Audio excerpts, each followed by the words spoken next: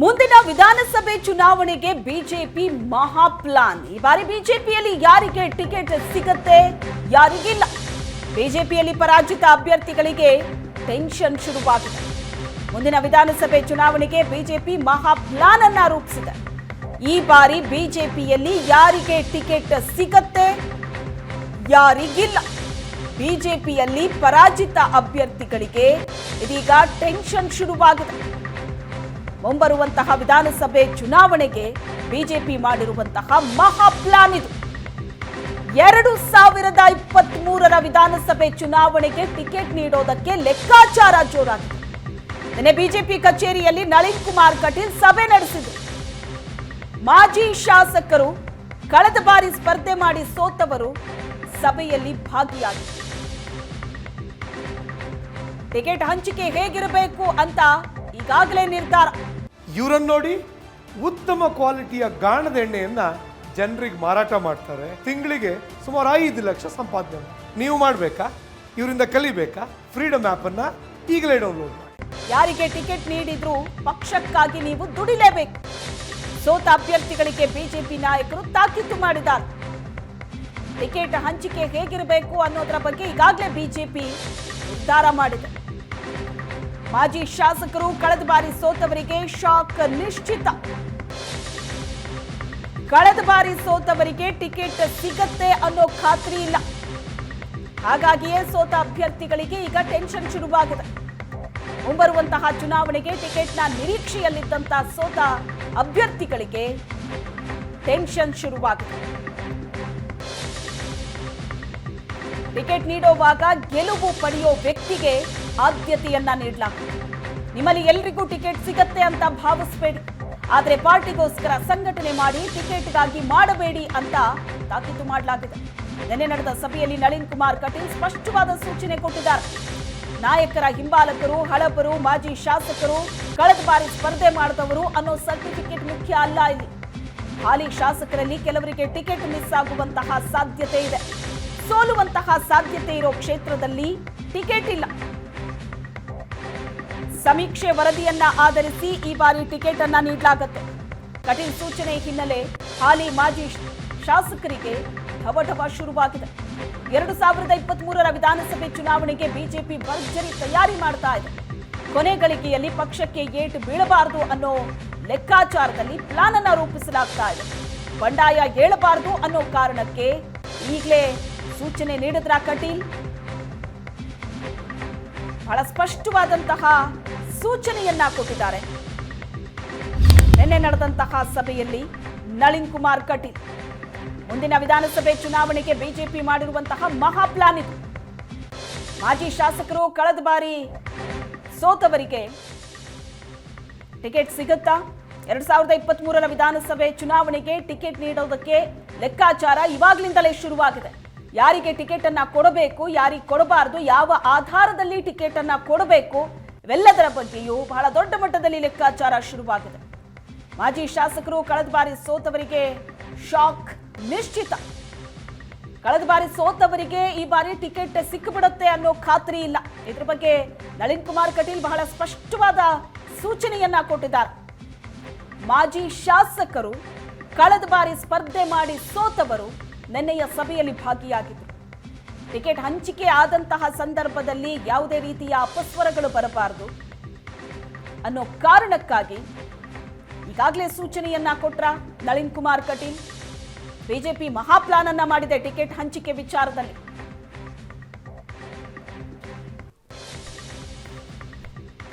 ಈ ಬಗ್ಗೆ ಹೆಚ್ಚಿನ ಡೀಟೇಲ್ಸ್ ಅನ್ನ ಕೊಡ್ತಾರೆ ನಮ್ಮ ಪ್ರತಿನಿಧಿ ರವಿ ಶಿವರಾಮ್, ನೇರ ಸಂಪರ್ಕದಲ್ಲಿದ್ದಾರೆ. ರವಿ ಶಿವರಾಮ್, 2023ರ ವಿಧಾನಸಭೆ ಚುನಾವಣೆಗೆ ಬಿಜೆಪಿ ಈಗಾಗಲೇ ಬಹಳಷ್ಟು ಪ್ಲಾನ್ಗಳನ್ನ ಮಾಡ್ತಾ ಇದೆ. ಮುಂಚಿತವಾಗಿ ಟಿಕೆಟ್ ಹಂಚಿಕೆ ವಿಚಾರಕ್ಕೆ ಬಹಳಷ್ಟು ಪ್ಲಾನ್ ಅನ್ನ ಸಿದ್ಧಗೊಳಿಸಿದೆ. ಹಾಗಾದ್ರೆ ಟಿಕೆಟ್ ಹಂಚಿಕೆ ವಿಚಾರದಲ್ಲಿ ಬಿಜೆಪಿಯ ಪ್ಲಾನ್ ಏನಿದೆ?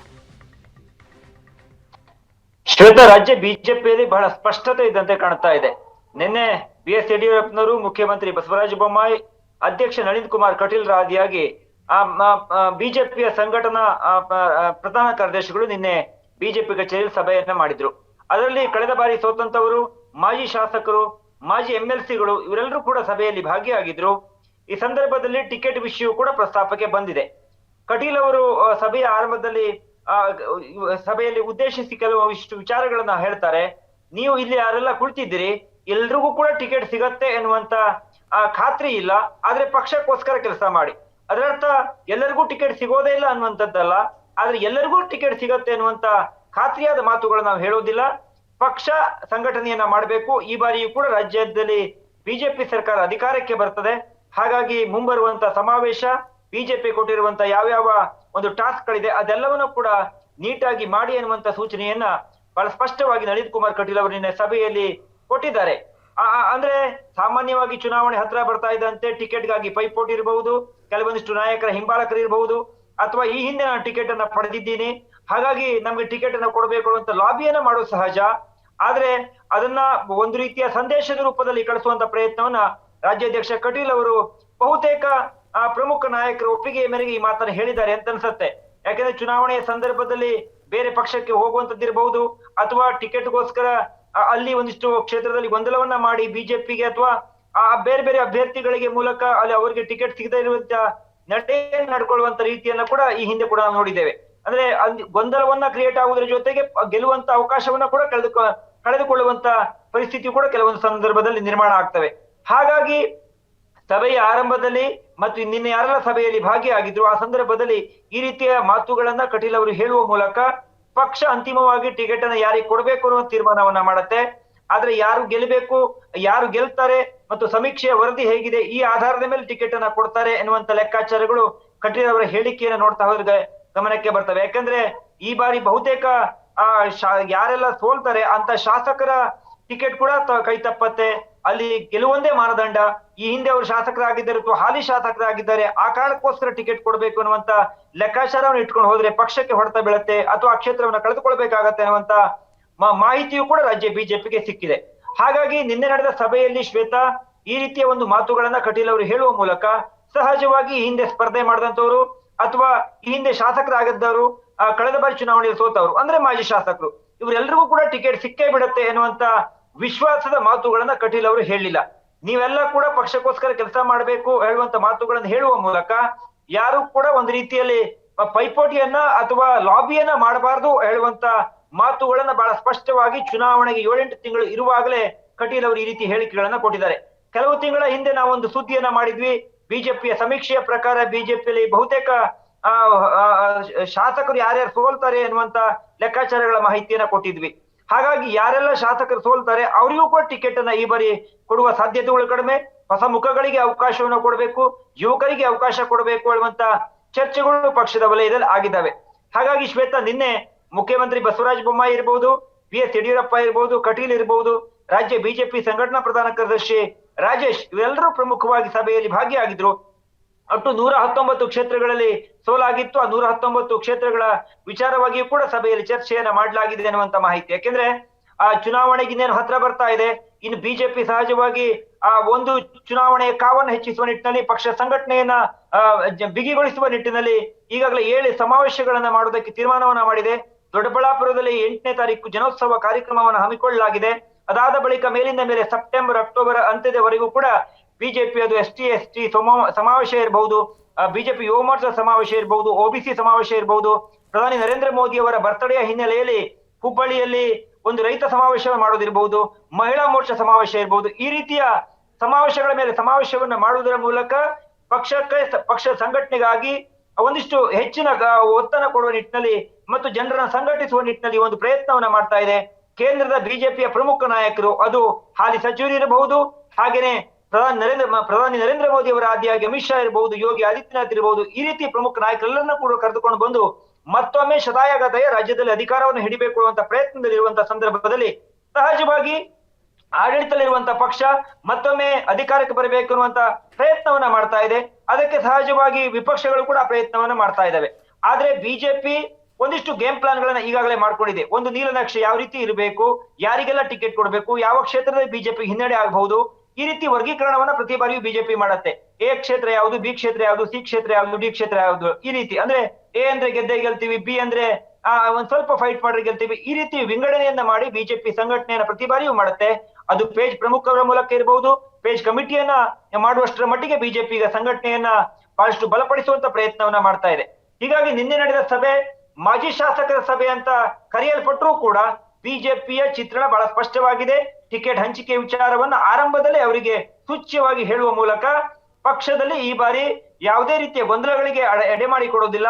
ಒಂದು ಹೈಕಮಾಂಡ್ ಆಗ್ಲಿ ಮತ್ತು ರಾಜ್ಯ ಬಿಜೆಪಿ ಆಗ್ಲಿ ಯಾವ ತೀರ್ಮಾನವನ್ನ ತೆಗೆದುಕೊಳ್ಳುತ್ತೆ ಟಿಕೆಟ್ ಹಂಚಿಕೆಯ ಸಂದರ್ಭದಲ್ಲಿ ಅದಕ್ಕೆ ತಾವೆಲ್ಲರೂ ಭದ್ರ ಆಗಿರ್ಬೇಕು ಅನ್ನೋ ಮಾತುಗಳನ್ನ ಕಟೀಲ್ ಅವರು ಕೆಲವು ಶಬ್ದಗಳಲ್ಲಿ ಒಂದು ಚಿತ್ರಣವನ್ನ ಕೊಟ್ಟಂತೆ ಕಾಣ್ತಾ ಇದೆ. ಶ್ವೇತಾ, ಎಸ್, ನಳಿನ್ ಕುಮಾರ್ ಕಟೀಲ್ ಅವರ ಈ ಮಾತಿನಿಂದ ಹಲವರಿಗೆ ನಿರಾಸೆ ಆಗಿರುತ್ತೆ. ಯಾಕಂದ್ರೆ ಕ್ಷೇತ್ರದಲ್ಲಿ ಟಿಕೆಟ್ ಕೇಳುವಂತಹ ಅಭ್ಯರ್ಥಿಗಳು ಹಲವಾರು ವಿಚಾರಗಳನ್ನ ಮುಂದೆ ಇಡ್ತಾರೆ. ಪಕ್ಷಕ್ಕೋಸ್ಕರ ದುಡಿದಂತವರು, ಹಿರಿತಲೆ ಅಥವಾ ಯಾವುದೋ ಪ್ರಮುಖ ನಾಯಕರ ಹಿಂಬಾಲಕರು, ಮಾಜಿ ಶಾಸಕರು, ಕಳೆದ ಬಾರಿ ಸ್ಪರ್ಧೆ ಮಾಡಿದ್ದೆ, ಇಂಥ ಹಲವು ವಿಚಾರಗಳನ್ನ ಮುಂದೆ ಇಡ್ತಾರೆ. ಹಾಗಾಗಿ ಈಗ ಬಂಡಾಯ ಏಳಬಾರದು ಟಿಕೆಟ್ ಹಂಚಿಕೆ ಆದಂತ ಸಂದರ್ಭದಲ್ಲಿ ಅನ್ನೋ ಕಾರಣಕ್ಕೆ ಈಗಲಿಂದಲೇ ಈ ಸಂದೇಶವನ್ನ ಪಕ್ಷದಲ್ಲಿ ಕೊಡ್ಲಾಗ್ತಾ ಇದೆಯಾ? ನಿಶ್ಚಿತವಾಗಿ 2018 ವಿಧಾನಸಭಾ ಚುನಾವಣೆಯ ಸಂದರ್ಭದಲ್ಲಿ ಕೆಲವೊಮ್ಮೆ ಟಿಕೆಟ್ ಹಂಚಿಕೆ ಮಾಡುವಾಗ ಅಷ್ಟು ಎಲ್ಲ ಕ್ಷೇತ್ರದಲ್ಲಿಯೂ ಕೂಡ ಸರಿಯಾಗಿದೆ ಮತ್ತು ಸರಿ ಆಗಿಲ್ಲ ಅನ್ನುವಂತ ಮಾತುಗಳನ್ನ ರಾಜ್ಯ ಬಿಜೆಪಿ ನಾಯಕರು ಇತ್ತೀಚೆಗೆ ಕೆಲವೊಮ್ಮೆ ನಮ್ಗೆ ಆಂತರಿಕವಾಗಿ ಮಾತನಾಡ್ತಾರೆ. ಕೆಲವೊಂದಿಷ್ಟು ಕಡೆ ಕ್ಷೇತ್ರಗಳಲ್ಲಿ ನಾವು ಟಿಕೆಟ್ ಹಂಚಿಕೆಯಲ್ಲಿ ಗೊಂದಲವನ್ನ ಮಾಡಿದೀವಿ. ಅಂದ್ರೆ ಅದು ಬಿಜೆಪಿ ಕೆಜೆಪಿ ಅಂತ ಸಂದರ್ಭದಲ್ಲಿ ಆದಂತ ಗೊಂದಲ ಇರಬಹುದು. ಆ ಸಂದರ್ಭದಲ್ಲಿ ನಾವು ಟಿಕೆಟ್ ಅನ್ನ ಕೊಡುವಾಗ ತಾವು ಹೇಳಿದಂತೆ ಶ್ವೇತಾ, ಕೆಲವರು ಹಿರಿತಲೆ ಇರಬಹುದು, ಕೆಲವರು ಪ್ರಮುಖ ನಾಯಕರ ಹಿಂಬಾಲಕರು ಇರಬಹುದು. ಈ ರೀತಿಯ ಲೆಕ್ಕಾಚಾರಗಳು, ಈ ರೀತಿಯ ಒತ್ತಡಕ್ಕೆ ಮಣಿದು ಕೂಡ ಕೆಲವೊಂದು ಕಡೆ ನಾವು ಟಿಕೆಟ್ ಅನ್ನ ಹಂಚಿಕೆ ಮಾಡಿದ್ದಾಗಿತ್ತು. ಹಾಗಾಗಿ ನಮ್ಗೆ 5-6 ಕ್ಷೇತ್ರಗಳಲ್ಲಿ ಹೊಡೆತ ಬಿದ್ದಿದೆ. ಈ ರೀತಿಯ ಮಾತುಗಳನ್ನ ಈಗ ನಾವು ಖಾಸಗಿಯಾಗಿ ಕುಳಿತುಕೊಂಡ ಕೆಲವೊಂದಿಷ್ಟು ಪ್ರಮುಖ ನಾಯಕರುಗಳು ಮಾತಾಡ್ತಾರೆ. ಹಾಗಾಗಿ ಆ ಚಿತ್ರಣ ಬಹಳ ಸ್ಪಷ್ಟವಾಗಿದೆ. ನೋಡಿ, ಕಳೆದ ಬಾರಿ ಬಿಜೆಪಿ ಅಧಿಕಾರದಲ್ಲಿ ಇರಲಿಲ್ಲ. ಕಾಂಗ್ರೆಸ್ ಸಿದ್ದರಾಮಯ್ಯನವರ ಮುಖ್ಯಮಂತ್ರಿ ಆಗಿದ್ರು, ಅವ್ರ ನೇತೃತ್ವದಲ್ಲಿ ಅಧಿಕಾರ ನಡೆಸ್ತಾ ಇದ್ರು. ಹಾಗಾಗಿ ಯಾರು ವಿಪಕ್ಷದಲ್ಲಿ ಇರ್ತಾರೆ ಅವರಿಗೆ ಸಹಜವಾಗಿ ಅಧಿಕಾರಕ್ಕೆ ಬರುವಂತ ಸಾಧ್ಯತೆಗಳು ಸ್ವಲ್ಪ ಮಟ್ಟಿಗೆ ಜಾಸ್ತಿ ಇರ್ತವೆ. ಯಾಕಂದ್ರೆ ಅದು ಸರ್ಕಾರದಲ್ಲಿದ್ದಾಗ ಸಹಜವಾದ ಒಂದು ಜನ ವಿರೋಧಿ ಮಾತುಗಳಿರಬಹುದು ಅಥವಾ ಅದಕ್ಕೆ ಆಡಳಿತ ವಿರೋಧಿ ಅಲೆ ಇರಬಹುದು. ಈ ರೀತಿಯ ಒಂದು ಸಂದರ್ಭಗಳು ಕ್ರಿಯೇಟ್ ಆದಂತ ಸಂದರ್ಭದಲ್ಲಿ ವಿಪಕ್ಷಗಳಿಗೆ ಹೆಚ್ಚಿನ ಅವಕಾಶಗಳು ಇರ್ತವೆ. ಸರ್ಕಾರ ಬದಲಿಸಿ ಬಿಜೆಪಿ ಗೆಲ್ಲಿಸಿ ಅನ್ನುವಂತ ಘೋಷವಾಕ್ಯದೊಂದಿಗೆ 2018 ವಿಧಾನಸಭಾ ಚುನಾವಣೆಯನ್ನ ಬಿಜೆಪಿ ಎದುರಿಸಿತ್ತು. ಹೀಗಾಗಿ ಬಿಜೆಪಿಗೆ ಈ ಬಾರಿಯೂ ಕೂಡ ಆಡಳಿತದಲ್ಲಿದ್ದು ಮತ್ತೊಮ್ಮೆ ಅಧಿಕಾರಕ್ಕೆ ಬರಬೇಕು ಅನ್ನುವಂತ ನಿಟ್ಟಿನಲ್ಲಿ ಆ ಪ್ರಯತ್ನವನ್ನ ಮಾಡ್ತಾ ಇದೆ. ಹೀಗಾಗಿ ನಾನು ಆರಂಭದಲ್ಲಿ ಹೇಳಿದಂತೆ ವಿಪಕ್ಷವಾಗಿದ್ದು ಮತ್ತು ಸರ್ಕಾರದ ಭಾಗವಾಗಿದ್ದು ಚುನಾವಣೆ ಎದುರಿಸುವುದು ಬೇರೆ ಬೇರೆ ರೀತಿ ಇರ್ತವೆ.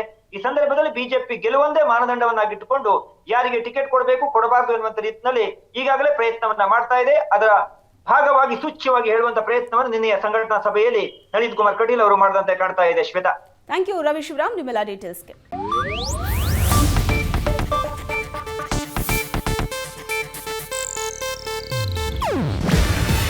ಇದು ಏಷ್ಯಾನೆಟ್ ನ್ಯೂಸ್ ನೆಟ್ವರ್ಕ್ ಪ್ರಸ್ತುತಿ. ನೀವು ನೋಡ್ತಿದ್ದೀರಾ ಏಷ್ಯಾನೆಟ್ ಸುವರ್ಣ ನ್ಯೂಸ್.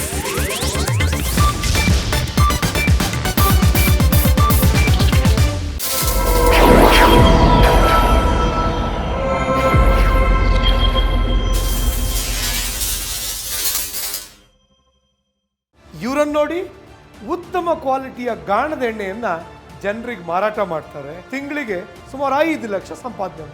ನೀವು ಮಾಡಬೇಕಾ? ಇವರಿಂದ ಕಲಿಬೇಕಾ? ಫ್ರೀಡಮ್ ಆ್ಯಪನ್ನು ಈಗಲೇ ಡೌನ್ಲೋಡ್ ಮಾಡಿ.